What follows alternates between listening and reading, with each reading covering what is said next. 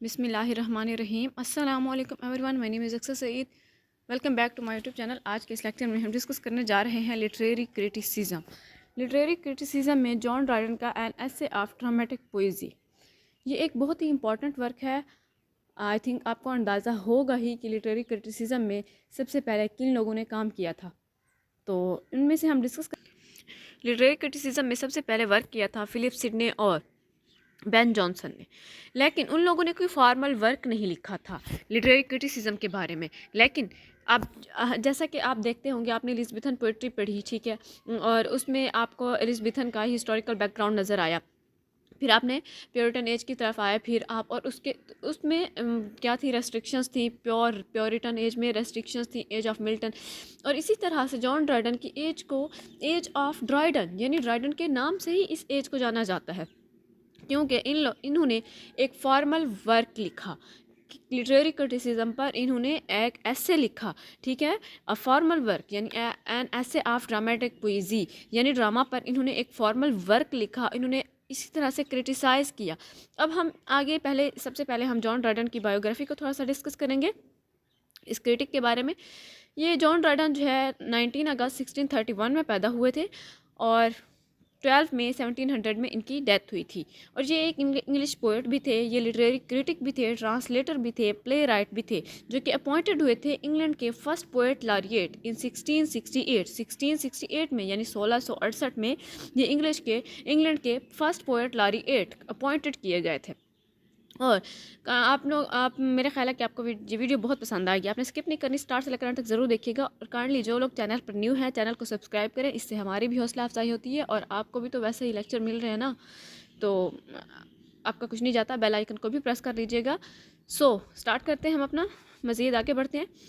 But he is seen as dominating the literary life of Restoration England to such a point that the period came to be known in literary circles as the age of Dryden। जैसा कि मैंने आपको पहले बता दिया कि इनके नाम से ही इनके इरा का नाम रखा गया। और डॉक्टर सैमुअल जॉनसन ने इसे, यानी कि ड्राइडन को, कहा था a father of English criticism. जैसे शेक्सपियर थे फादर ऑफ इंग्लिश ड्रामा, इसी तरह से सैमुअल जॉनसन ने, डॉक्टर जॉनसन ने इन्हें बोला फादर ऑफ इंग्लिश क्रिटिसिज्म। तो ये जो थे, जैसा कि मैंने आपको पहले ही बताया है कि प्ले राइट यानी रेस्टोरेशन एज से बिलोंग करते हैं। और इनकी जो पोएम्स थी, लाइक उनमें ऑल फॉर लव हो गया, क्रिटिकल एसेज लिखे इन्होंने, इनके प्रीफेसेस थे लाइक ऐसे ऑन ड्रामेटिक पोइसी, फेबल्स लिखी, ऑफ हीरोइक प्लेज लिखे, डिस्कोर्स ऑन सेटायर किया।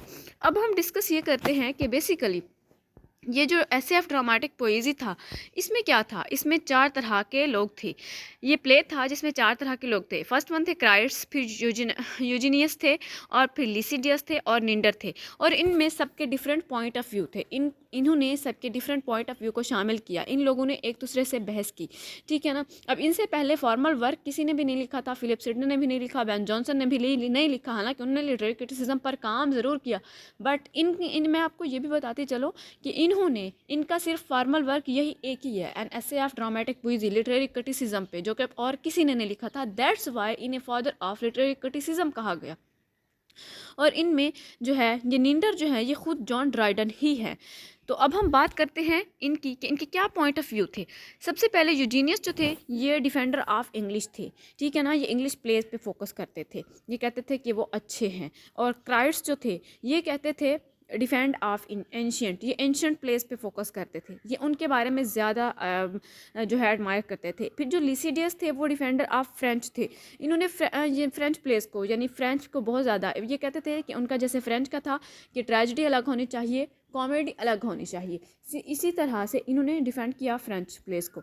लेकिन निंडर यानी जॉन ड्राइडन जो थे, ये डिफेंडर ऑफ इंग्लिश थे, शेक्सपियर, जॉनसन, फ्लेदर, यानी ये कहते थे कि ज़रूरी नहीं है कि ट्रेजिडी को अलग रखा जाए और कॉमेडी को अलग रखा जाए, दोनों को रखा जाए डिफरेंट वे में, एक साथ दोनों को रखा जा सकता है, ठीक है ना। लेकिन इनकी जो बहस थी वो एंड नहीं हो सकी थी, कोई कंक्लूजन नहीं निकाल सके थे।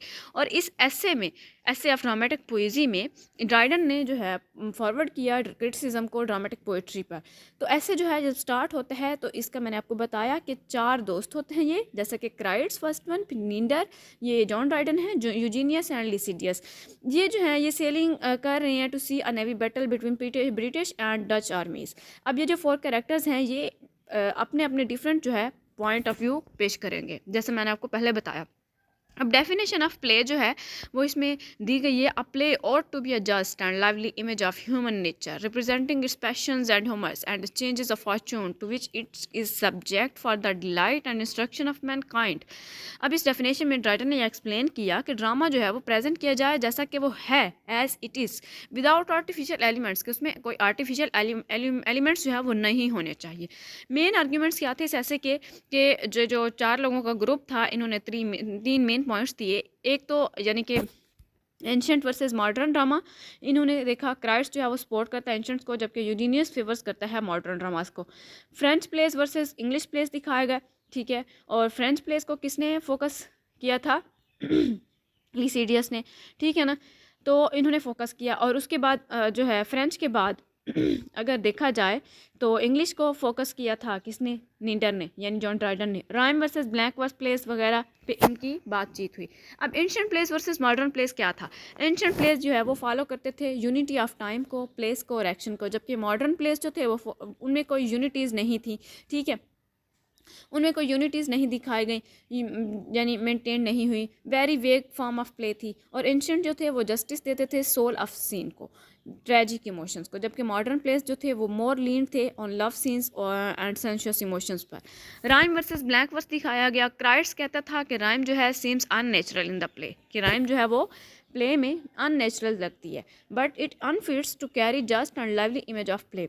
तो नीडर आर्ग्यू करते हैं, वो कहता है फर्दर कि ये ऑल अबाउट जो है कि हम सिलेक्ट कैसे करते हैं वर्ड्स को, हमारी वर्ड्स की चॉइस क्या है, नेचुरल वर्ड्स हम किस तरह से ऐड करते हैं प्ले के अंदर वाइटैलिटी ज़्यादा बढ़ाने के लिए, और pre meditation towards selecting words.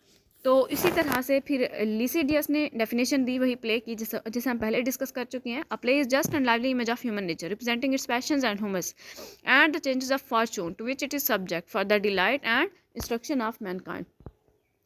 अब वही फर्दर यानी कि वही ही डिस्कशन है कि क्राइस्ट जो है वो सर रॉबर्ट होवर्ड के थे एंड डिफेंडर थे वो एंशियंट्स के, पर्टिकुलरली वो ग्रीक के थे, और ग्रीक और रोमन लिटरेचर जो थे रोल मॉडल थे तमाम लिटरेचर के लिए। यूरोपियंस जो थे वो अवॉइड करते थे एंशियंट लिटरेचर से, और एंशियंट ऑब्जर्व करते थे 3 यूनिटीज़ को और प्रेज करते थे प्योरिटी ऑफ एंशियंट्स को।